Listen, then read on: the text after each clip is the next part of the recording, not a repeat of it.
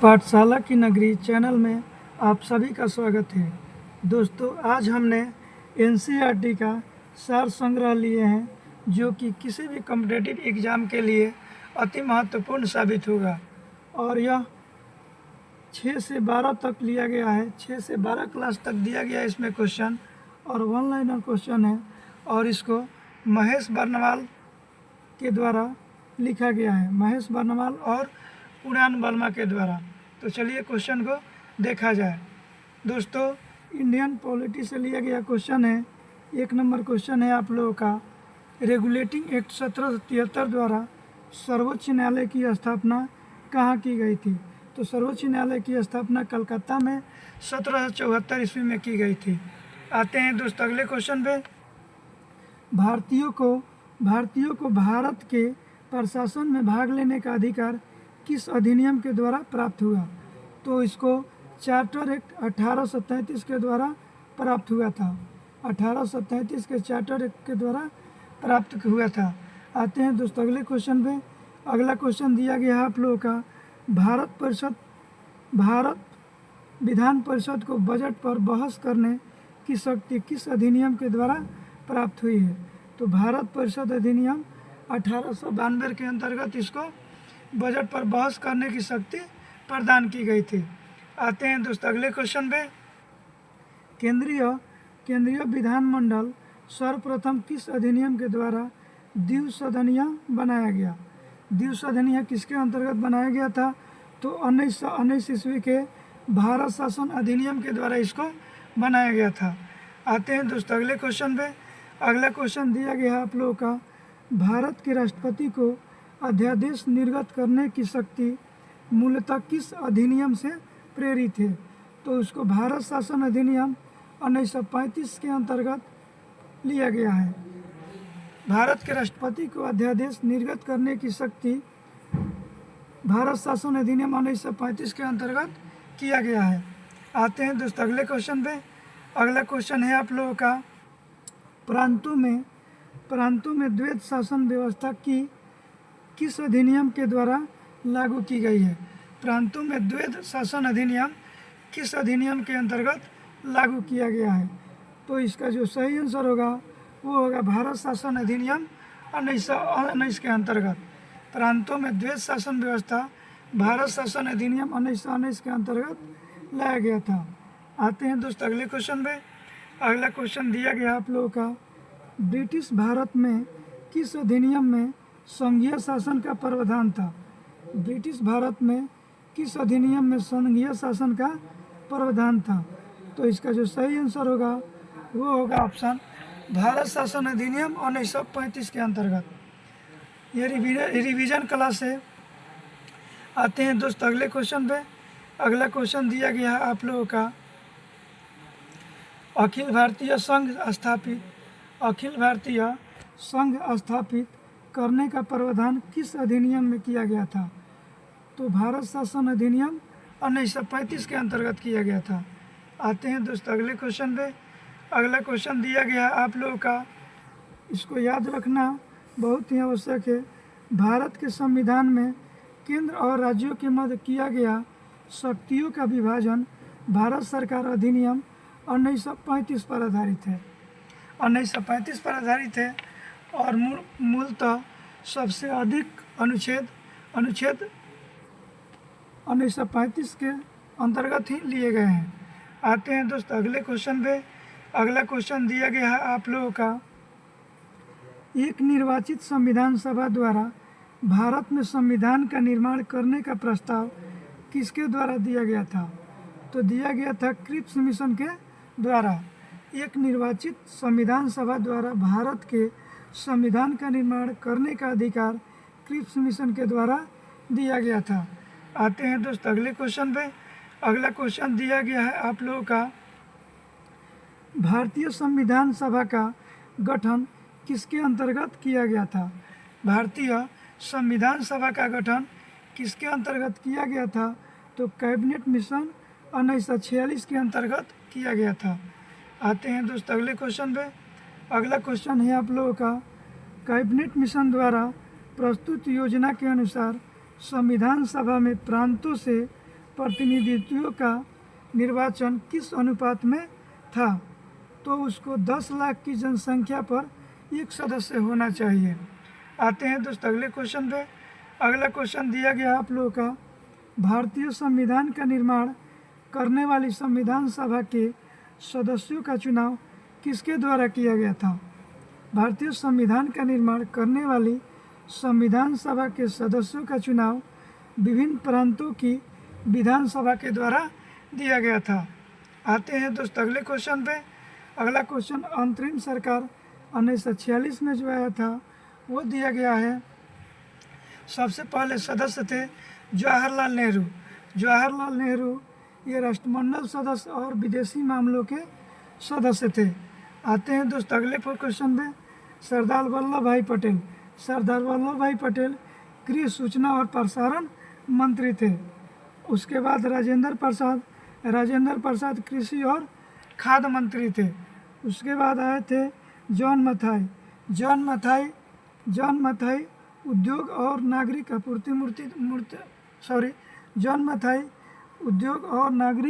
आपूर्ति मंत्री थे। उसके बाद आते हैं अगले पे, आए थे जगजीवन राम जो कि श्रम मंत्री है। जगजीवन राम श्रम मंत्री थे। आते हैं अगले पे। अगला आए थे सरदार बलदेव सिंह। सरदार बलदेव सिंह रक्षा मंत्री थे। उसके बाद लियाकत अली वित्त मंत्री थे।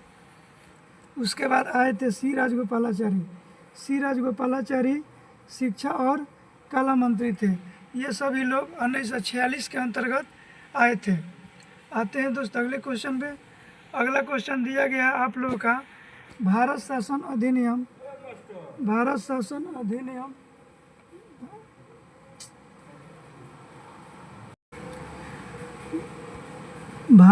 अधिनियम 1919 की समीक्षा करने के लिए 1927 में साइमन कमीशन का गठन किया गया था। आते हैं दोस्तों अगले क्वेश्चन पे। दिया गया है क्वेश्चन आप लोगों का, भारत की संविधान सभा की पहली बैठक कब हुई थी? तो 9 दिसंबर 1946 ईस्वी को हुआ था संविधान सभा का पहला बैठक, जिसमें सच्चिदानंद सिन्हा को अस्थायी अध्यक्ष चुना गया था। आते हैं दोस्तों अगले क्वेश्चन पे। अगला दिया गया है आप लोगों का, भारतीय संविधान का प्रारूप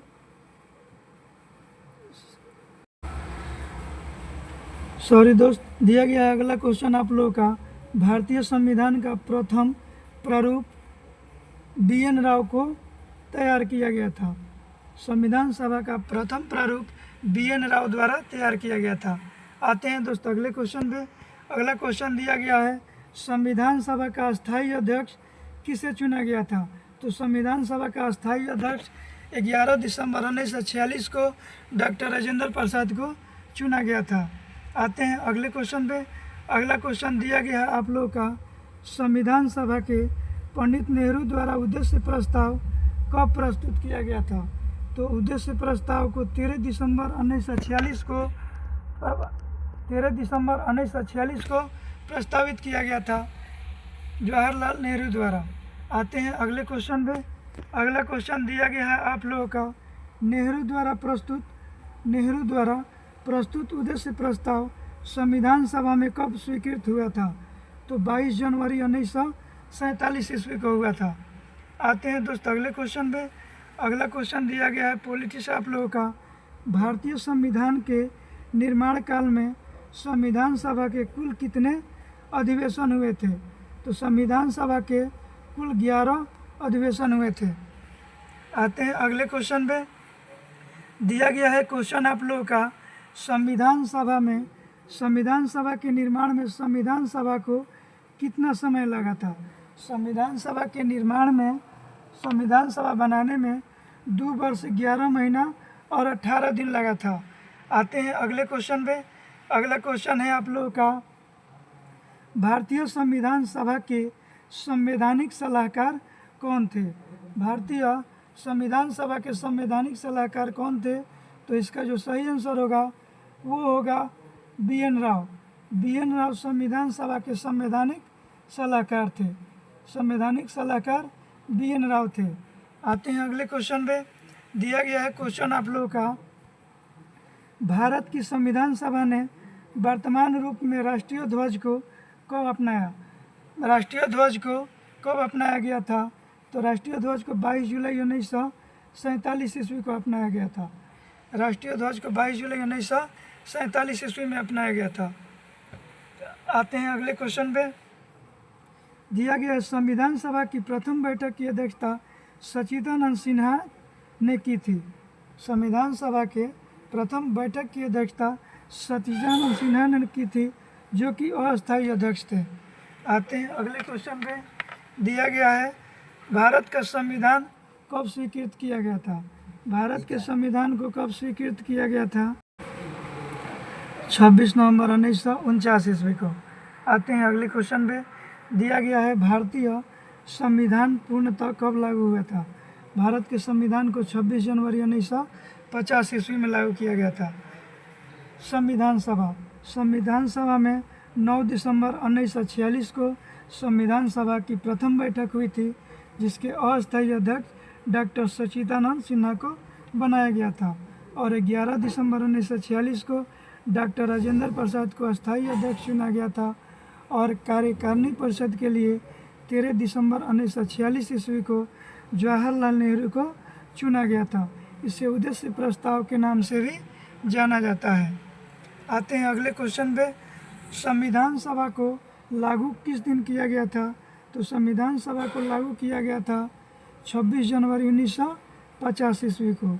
संविधान सभा को लागू किया गया था 26 जनवरी 1950 ईस्वी को, और संविधान सभा को अंगीकृत किया गया था 26 नवंबर 1949 ईस्वी को। आते हैं अगले क्वेश्चन पे। दिया गया है आप लोगों का क्वेश्चन 26 नवंबर 1949 ईस्वी को भारतीय संविधान किसके द्वारा अधिनियमित किया गया था? तो संविधान सभा के द्वारा किया गया था। आते हैं अगले क्वेश्चन पे। दिया गया है जनगण मन को भारत के राष्ट्रगान के रूप में कब अपनाया गया था? तो जनगण मन को भारत के राष्ट्रगान के रूप में 24 जनवरी 1950 ईस्वी को अपनाया गया था। और जनगण मन भारत का राष्ट्रगान है, और इसके गाने का समय होता है 52 सेकेंड, और न्यूनतम अवधि 20 सेकेंड का होता है। आते हैं अगले क्वेश्चन पे। भारत सरकार द्वारा अशोक स्तंभ को राष्ट्रीय चिन्ह के रूप में कब अंगीकृत किया गया था? तो 26 जनवरी 1950 ईस्वी को इसे अंगीकृत किया गया था। संविधान सभा की सलाहकार समिति के अध्यक्ष सरदार वल्लभ भाई पटेल थे। संविधान सभा की सलाहकार समिति के अध्यक्ष सरदार वल्लभ भाई पटेल थे। आते हैं अगले क्वेश्चन पे। अगला क्वेश्चन दिया गया आप लोगों का, संविधान सभा की झंडा समिति के अध्यक्ष कौन थे? तो संविधान सभा के झंडा समिति के अध्यक्ष थे डॉक्टर राजेंद्र प्रसाद।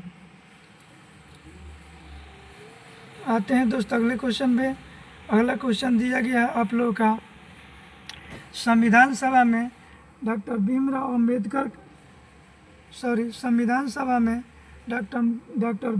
अंबेडकर की अध्यक्षता प्रारूप समिति का गठन कब किया गया था? तो उसको 29 अगस्त 1947 ईस्वी में किया गया था। 29 अगस्त 1947 ईस्वी में प्रारूप समिति का गठन किया गया था। आते हैं दोस्त अगले क्वेश्चन पे। डॉक्टर भीमराव अंबेडकर का संविधान सभा में परिवर्तन निर्वाचन किस प्रेसिडेंसी से हुआ था? तो मुंबई प्रेसिडेंसी से हुआ था 1947 से 1950 ईस्वी। पहले इनका चुनाव बंगाल प्रेसिडेंसी से हुआ था 1946 से 1947 ईस्वी में। दोस्तों अगर ये वीडियो आप लोगों को अच्छी लगी हो तो मेरे चैनल को सब्सक्राइब करें, कमेंट करें, और दोस्तों अगर ये वीडियो आप लोगों को अच्छी लगी हो तो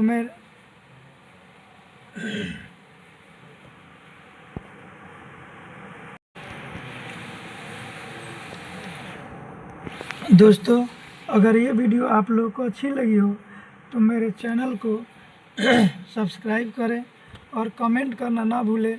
फिर मिलेंगे हम लोग कल इसी टाइम। सार संग्रह के साथ। धन्यवाद।